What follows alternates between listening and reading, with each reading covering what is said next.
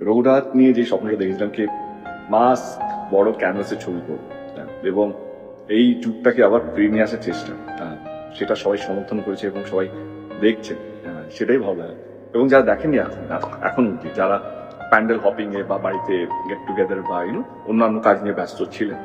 তাদেরকেই অনুরোধ করবো কে যার ভিড়ের মধ্যে বেরোনি, অনেকজন যারা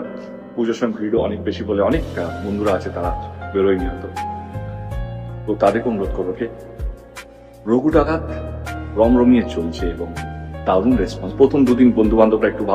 ভালো রিভিউ দিয়েছিল, সেইটাকে যদি বাদ তারপর থেকে যেভাবে মানুষ হই হই করে হলে এসছে, ছবিটা দেখেছে এবং সমস্ত রেকর্ড মোটামুটি একটা জায়গায় চলে, রেকর্ডটা আমি বিশ্বাস করি না, কারণ সেটা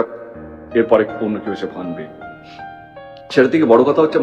মানুষের ভালো লেগেছে, এবং ছোট থেকে বড় মানে আমরা দেখেছি 5-6 বছরের বাচ্চারা এবং বয়স্ক সিনিয়র সিটিজেনরা তারাও এসছেন, সবারই ভালো লেগেছে। তো শুভবিজয় তো ডেফিনেটলি শুভবিজয়ের অনেক অনেক ভালোবাসা পথে প্রণাম, কিন্তু এই বিজয়টা বা এই পুজোটা ভালো কাটতো না যদি আপনারা আমার পাশে যদি না থাকতেন।